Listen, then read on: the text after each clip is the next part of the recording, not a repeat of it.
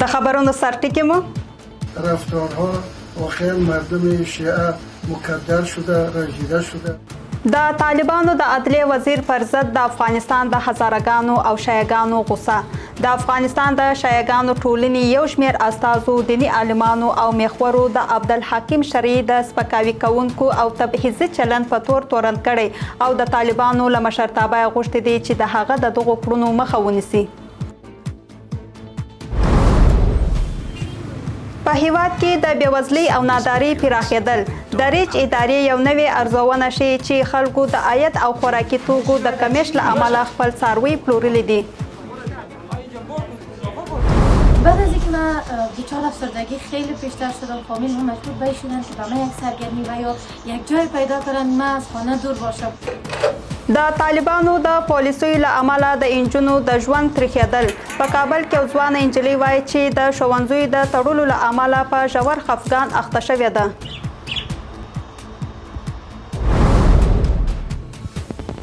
او د سعودي عربستان د ملاتړو ځواکونو په وړاندې د یمن د حوثیانو پراخه بریدونه. ریاض وایي چې حوثیان او په عراق کې له ایران سره تړلې ډلې د سعودي عربستان د انرژي پر بنسټونو، بندرونو او هوایي ډګرونو د همغږیو بریدونو لپاره چمتووالی نیسي. سلامونه، وخت مو پخیر. د مو 8 بجو خبرو ته ښه راغلاست. نن جمعه 14 د زمری چې برابرېږي 1 د اګست. اوس هم بشپړه خبرونه. زه سادیه طاهر یم. د هزاره شیعهګانو یو شمېر استازو، علماو او میخورو په اعلامیه کې د طالبانو د عدلیه وزیر عبدالحکیم شرعي په سپکوونکو او تبعیضي چلندونو تورن کړی او له طالبانو غوښتي دي د هغه مخه ونیسي. د هزاره او شیعه استازي، علماو او میخورو د طالبانو د عدلیه وزیر کړنې د هزارهګانو او شیعهګانو په وړاندې سیستماتیک تبعیض بولي او خبرداری ورکوي چې دغه ډول چلند دوام نور د زغم وړ نه دی او د طالبانو او افغانانو په ګټه به نه وي. طالبانو تر اوسه په دغه اړه کوم غبرګون نه دی ښودلی. په هیواد کې له هزارهګانو او شیعهګانو سره د طالبانو د چلند پر څرنګوالي سختې نیوکې. د هزاره او شیعهګانو یو شمېر استازي، علما او مخور د طالبانو د عدلیې وزیر عبدالحکیم شرعي په سپکوونکي او تبعیضي چلند تورنوي او د طالبانو له لوړپوړو مشرانو غواړي چې د هغه مخه ونیسي. د هزارهګانو او شیعهګانو استازي، علما او مخور د یو شمېر پیښو په یادولو سره وایي چې مذهبي محدودیتونه، د علمي او ښوونیزو ځایونو ویجاړول او تړل، د رسنیو بندول او د هزارهګانو او شیعهګانو جبري کډه کول نور د زغم وړ خبره نه ده. په دې اعلامیه کې د امید سبز ښارګوټي د تخلیې امر ته هم اشاره شوي او ویل شوي چې زرګونه کورنۍ د جبري کډې له ګواښ سره مخ دي. رفتارها واقعا مردم شیعه مکدر شده، رنجیده شده، رنجیدن در عین حالی که مردم شیعه از امارت اسلامی افغانستان بار بار اعلام حمایت کرد، اعلام پشتیبانی کرد. در خیمه لوجیرگه بیشتر از 10,500 نفر ما در اونجا جمع کردیم که در طول تاریخ خیمه لوجیرگه چنین جلسه دایر نشده در اونجا. دا لومړی ځل نه دی چې د شیعهګانو پر وړاندې د طالبانو د کړنو په اړه نیوکې کیږي.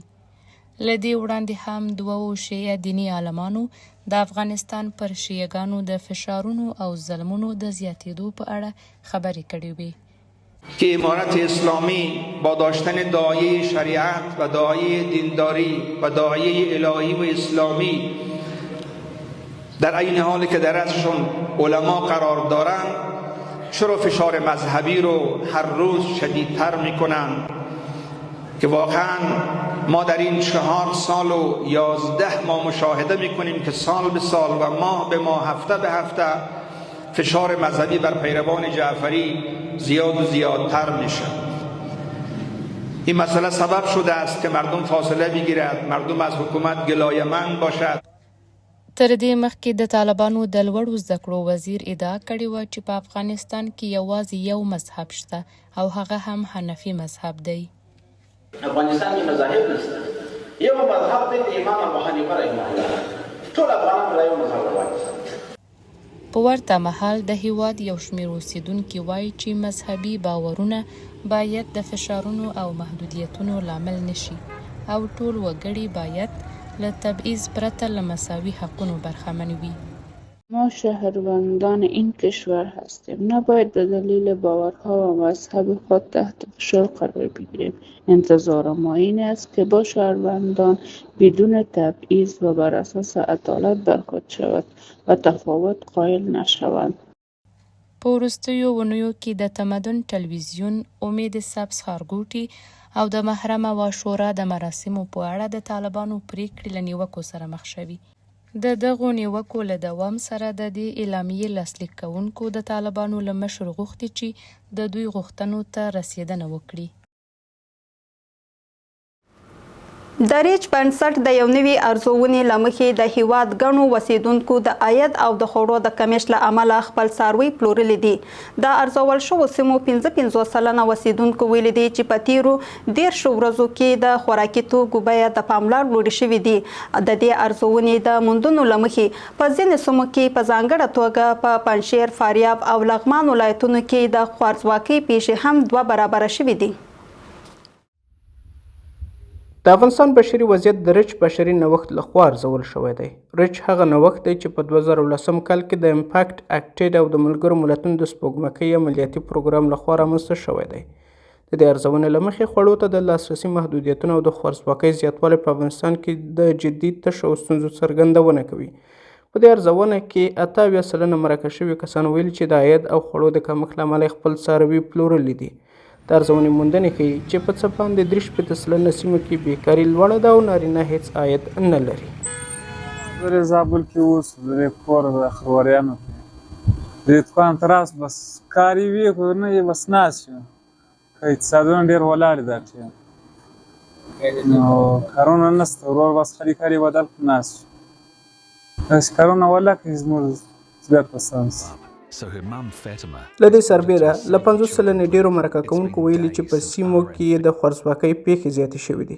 دغو مرکه کوونکو په پنجشیر، فاریاب او لغمان ولایتونو کې د خوارځواکۍ پیښې 2 برابره بللې دي. د ریچ بشري نوښت وایي د دې نوې ارزونې له مخې بشري مرستې هم د مارچ میاشتې له 30 سلنې څخه د جون په میاشت کې 29 سلنې ته راټیټه شوې ده. 12 سلنه مرکه کوونکو ویلي چې د مرستو کیفیت د شته اړتیاوو د پوره کولو لپاره کافي نه دی. همدارنګه 15 سلنه نور ویلي چې بشري مرستې تر ټولو زیانمنو کورنیو ته نه دي رسیدلي. زه خپل ورور 3 کاله کېږي کونډه سوې یم. دغه مې کوچنیان دي، دغه 2-3 کوچنیان لرم. خپل همدغه مریض یم چې دا 2 کاله 3 کاله کېږي دغه د وینو وچوبه چې وینه مې وچېږي په 2 میاشتو کې یو ور وینه کاروم بېرته مې وینه وچېږي. د دې ارزونې په یوه برخه کې روغتیایي خدماتو ته د لاسرسي او اړوندو ستونزو ته هم کتنه شوې ده. د ریچ د موندنو له مخې ښځینه ناروغانې نشي کولی په اسانه او خوندي توګه روغتیایي مرکزونو ته لاسرسی ومومي. په اړه سلنه هغو کسانو چې کره معلومات یې لرل راپور ورکړی چې ښځې له زیږون مخکې روغتیایي پاملرنو ته لاسرسی نه لري. په ارزونه کې راغلي چې د ارزول شویو سیمو سیلابونه هم درانه زیانونه اړولي دي. د ریچ د موندنو له مخې اقتصادي ستونزې په افغانستان کې د خلکو د بې ځایه کېدو اساسي لامل دی او دا موضوع د ارزول شویو سیمو په 80 سلنه کې راپور شوې ده. په کابل کې یو ځوانه نجلۍ وایي چې د ښوونځیو د تړل کېدو له امله په ژور خفګان اخته شوې او ژوند یې بدل شوی دی. مقدسه چې دارا علوم ته تللې او د دیني علومو د زده کړو د ښوونځي د کمښت د جبران یو لاره بولي، د دارا علوم په تړلي چاپیریال هم نیوکه کوي. دا په داسې حال کې ده چې د افغانستان نجونو پر مخ د ښوونځیو او پوهنتونونو له تړل کېدو نږدې 15 کاله تیریږي او لا هم د دې وضعیت د بدلون لپاره کوم روښانه لیدلور نشته. کله چې مقدسه په هیواد کې د 2 میلیونو ډیرو نورو نجونو په څیر د طالبانو په امر ښوونځي ته له تګ منع شوه، له روحي ستونزو سره مخ شوه. د نوموړې کورنۍ پریکړه وکړه چې هغه دارالعلوم ته ولیږي څو دیني زده کړې ترلاسه کړي او په بشپړه توګه له زده کړو لرې پاتې نشي. خو دې کار ونه شو کولی چې د دې نجلۍ روحي او رواني ستونزې راکمې کړي. بعد از اینکه من دچار افسردگی خیلی بیشتر شدم، فامیل هم مجبور به شدن که به من یک سرگرمی و یا یک جای پیدا کنن من از خانه دور باشم. دارالعلوم با ما قسم شد که یک قفسه بود که یک میله از او کم نور می آمد وقت ما داخل دارالعلوم رفتیم همانندی که دوباره داخل یک قفس دیگر رفتیم. د دارالعلومونو د درسونو د حجم او طریقې ترڅنګ مقدسه په دغو مرکزونو کې د زده کړو په لوړو لګښتونو هم نیوکه کوي او داسې ښکاري چې لوړ لګښت د دارالعلوم د پرېښودو لپاره د هغې یو بل لامل دی. هزینه انگفت داشت، خیلی قیمت بود. 2000 افغانی برای یک فامیل خیلی زیاد است در وقتی که در شرایطی که اصلا نه کسی کار میکنه و نه کسی کدام بازی یا کار نداره. باز او هم یک دختر مریضی که پناه میبره بر یکی از این رقم دارالعلوم. په همدې حال کې د بشري حقونو یوه فعاله وایي چې له زده کړو محرومیت د هیواد د نجونو پر ژوند او راتلونکي پراخې اغیزې کړې دي. بسته ماندن درهای مکتب و دانشگاه‌ها در روی دختران افغانستان یک مانع خیلی بزرگ شده برای پیشرفت آنها، به خاطر که آینده را اولا از اونها گرفته. د طالبانو واک ته د بیرته رسیدو د 15 کلنۍ په درشل کې د هیواد ښځې او نجونې غواړي چې یو ځل بیا له کاري او تعلیمي فرصتونو برخمنې شي، خو په دې برخه کې د طالبانو د تګلارو د بدلون هیڅ نښه نه لیدل کیږي. د زابل اوسیدونکي په دې ولایت کې د خوراکي توکو د بیه له لوړېدو شکایت لري. دغه اوسیدونکي وایي چې د لوړو بیو له امله نشي کولی د خپلو کورنیو لپاره لومړني خوراکي توکي برابر کړي. هغوی دغه راز د احتکار د مخنیوي او د خوراکي توکو د بیه د لوړوالي د درولو غوښتنه کوي. د زابل ولایت د مرکز قلات ښار په یوه څنډه کې حضرت الله په یوې ژرنده کې په کار بوخت دی.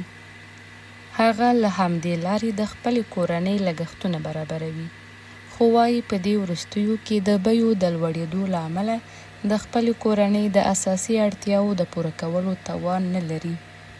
انډیواله مخته به وروره د غوړو ډبه به یا په 200 یا په 800 اوسپنه د په 1100 معنا په 1100 دغه رقم په ولا داسې کړي موږ خپل معنا کارګر خلک یو د ورځې یا په 180 یا په 100 ولاړ یو هغه ډېره ګراني ده ولا که موږ وشي د یا لاس ورسېږي. د زابل د مرکز یو بل اوسیدونکی هم د لږ عاید له امله شکایت کوي او د ټرانزیټي او سوداګریزو لارو تړل د لومړنیو توکو د بیو د لوړېدو لامل بولي. اگر بعد ساری شوتا ولاړ 100 روپۍ 200 روپۍ دا نه زور دي. ساره څه د مازدیګر په ولاړ شانه باندې ګران دي یلو چې شی په فرانسې څه پیسې په دلاري زلې لاک چې دا شی مې زله موږ رانسې ارزاني شروع. خو په قلات ښار کې یو هټیوال په دې باور دی چې د خوراکي توکو بیې د مناسب بازار او د لویو هټیوالو لخوا د مناسبې سیالۍ د نشتوالي له امله لوړېږي. ولس د حکومت څخه دا غوښتنه ده چې ارزاني راولي. ولس نه ده لوېدلی ده، خپل شی چې داسې لاسې دي نه خرڅېږي، هر شی ارزانه ده، هر شي چې وګورې هغه شی ډېر قیمت نه لري، هغه موت کله ځي وځي. د خوراکي توکو ترڅنګ د هیواد په بازارونو کې د تیلو او ګازو بیې هم ثابتې نه دي او هره ورځ یې په نرخونو کې بدلون راځي چې د خلکو ژوند یې له ډېرو ستونزو سره مخ کړی دی.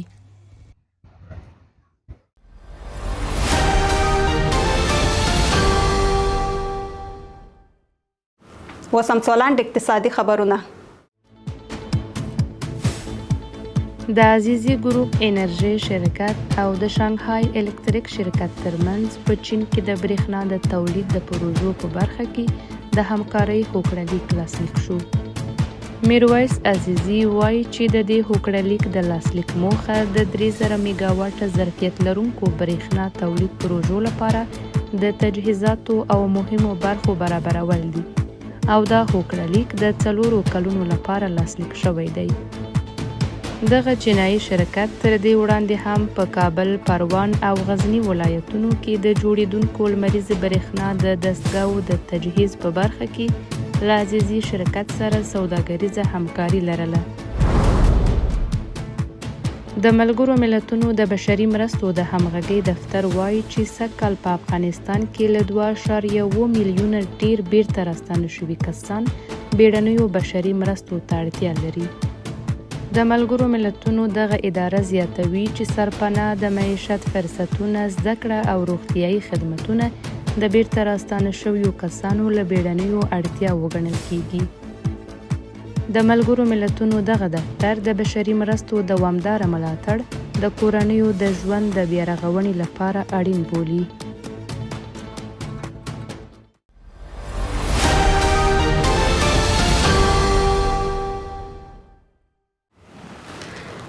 د هیواد په بازارونو کې د اسعارو بیه یو امریکایي ډالر 15.50 افغاني، یو یورو 4.45 افغاني، زر ایرانی ریال 0.5 افغاني، زر هندي روپی 240 افغاني، یو د اماراتو درهم 12.2 افغاني، زر پاکستانی روپی 240 افغاني.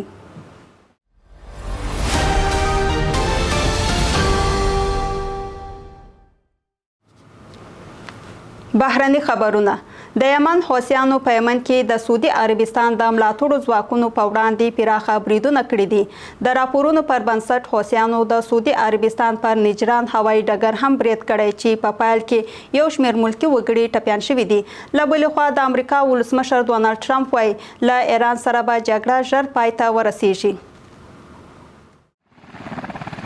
په داسې حال کې چې په فارس خلیج کې ترنګلتیاوې دوام لري، یمني حوثیانو په معرب او حضرت موت ولایتونو کې د سعودي عربستان په ملاتړو حکومتي مرکزونو پراخ بریدونه کړي دي. د راپورونو له مخې حوثي ډلې پر دغو دوو ولایتونو 12 توغندیز او بې پیلوټه الوتکو بریدونه کړي دي. حوثیان وایي چې دا بریدونه د هغو ځواکونو پر وړاندې شوي چې له سعودي عرب سره همغږي لري او خبرداری یې ورکړی چې بریدونه به دوام وکړي. وكان من نتائج العملية ما يلي.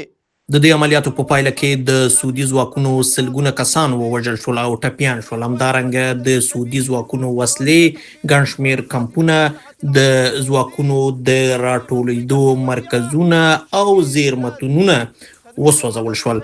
په نښه شویو کمپونو کې یو شمېر پوځي موټرونه هم له منځه یوړل شول. د یمن وسلوال ځواکونه جنایتکار سعودي عربستان ته خبرداری ورکوي چې د یمن او خلکو پر وړاندې له هر ډول تیري ډډه وکړي، ځکه د وضعیت د لا خرابېدو مسؤلیت به د دوی پر غاړه وي. په همدې حال کې د یمن د حکومت پوځ اعلان کړی چې د معرب په اسمان کې د حوثیانو یو شمېر بې پیلوټه الوتکې نسکوري کړي. راپورونه وایي چې پر 3 پوځي اډو د حوثیانو بریدونو د دغه هیواد په ختیځ کې 45 کسان وژلي چې 18 یمني سرتیري هم پکې شامل دي. د سعودي عربستان پر نجران هوایي ډګر د حوثیانو په برید کې 11 ملکي وګړي ټپیان شوي چې یو ماشوم هم پکې شامل دی.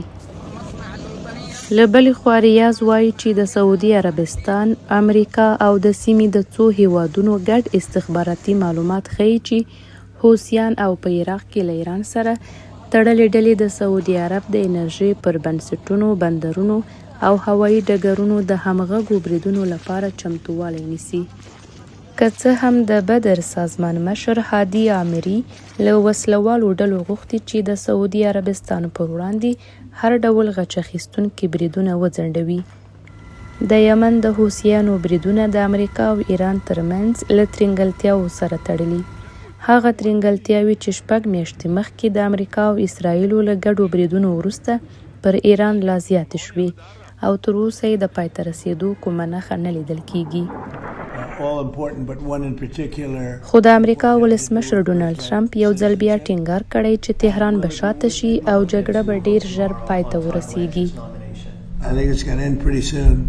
زه باور لرم چې دا جګړه به ډیر ژر پای ته ورسیږي. زه فکر نه کوم چې هغوی وکولی شي دې وضعیت ته د اوږدې مودې لپاره دوام ورکړي. په ورته مهال د کښتۍ چلونې معلومات ښیي چې د هرمز تنګي له لارې د بیړیو تګ راتګ کم شوی، که څه هم ټرمپ ټینګار کوي چې دا ستراتیژیکه لاره پرانیستل شوي، خو امکان لري چې بیړۍ د برید یا د سمندري ماین د چاودنې هدف وګرځي. د راپورونو له مخې ایران او عمان د هرمز تنګي د بیا پرانیستلو په اړه هوکړې ته نږدې شوي. هغه هوکړه چې د دې لارې اداره به تهران ته وسپاري.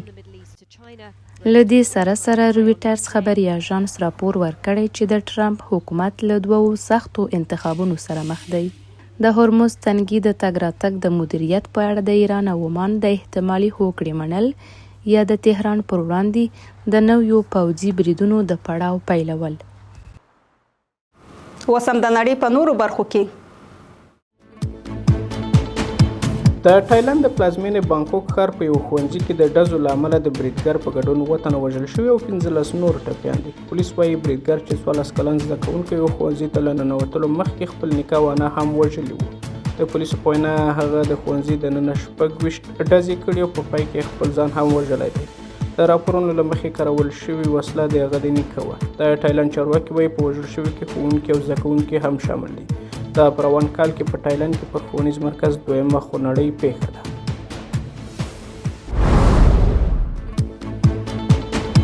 د ترکیې ولسمشر رجب طیب اردوغان نن د یو ورځني سفر لپاره سعودي عربستان ته رسېدلی او دا سفر په سیمه کې د زیاتېدونکو ترنګلتیاو هممهاله ترسره کیږي.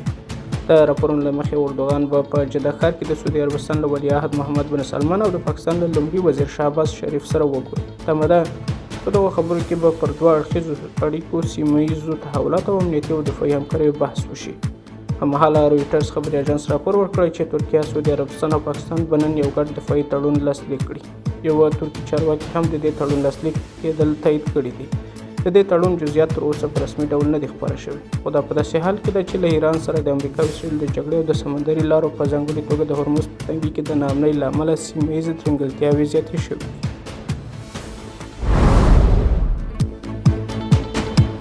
د غزې په لویدیځه غاړه کې د قلندیا په نوم د کډوالو پر پنډغالي د اسرائیلي ځواکونو په پراخ برید کې یو 50 فلسطینیان ټپیان شوي. د فلسطین د سرې میاشتې د ټولنې په وینا 15 تنه د سخت وهلو ټکولو له امله روغتون ته لیږدول شوي، یو تن د فلزي پوښ لرونکي پلاستیکي مرمۍ له امله ټپي شوی او 6 تنه د اوښکې بهوونکي ګاز د تنفس له امله تر درملنې لاندې دي. د ادارې ویلي اسرائیلي ځواکونو د ساعتونو لپاره ټپیانو ته د امبولانسونو د رسیدو مخه نیولې وه. بل لور ته د راپورونو له مخې اسرائیلي ځواکونو د جنین پر ښار هم یرغل کړی چې له امله یو فلسطیني په ډزو ټپي شوی او بل تن وهل شوی دی. د اسرائیلو پوځ تر اوسه په دې اړه څه نه دي ویلي.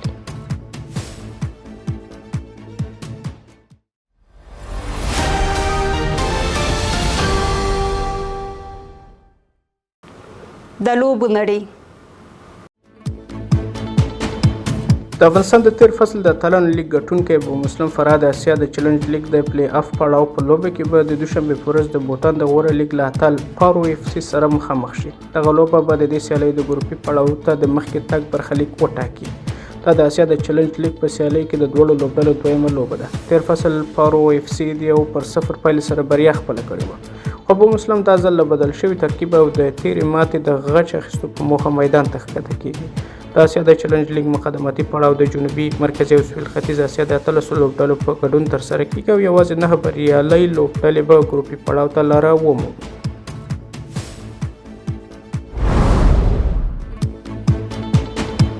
روسیا د 2016 کال د کانټیننټال فوټسال سیالۍ اتلولي وګټله. روسیا په پایلوبه کې کوربه تایلند ته د 2-1 پایلې سره ماتې ورکړه. روسیا او ویتنام دواړو خپلې سیالۍ د 8 امتیازونو په لرلو پای ته ورسولې، خو د غوره ګولونو د توپیر له امله اتلولي روسیې ته ورسېده. کوربه تایلند د 7 امتیازونو په لرلو 3م ځای خپل کړ او افغانستان چې نیوزیلند ته د 6-1 پایلې سره ماتې ورکړه د 4 امتیازونو په ترلاسه کولو 4م مقام خپل کړ.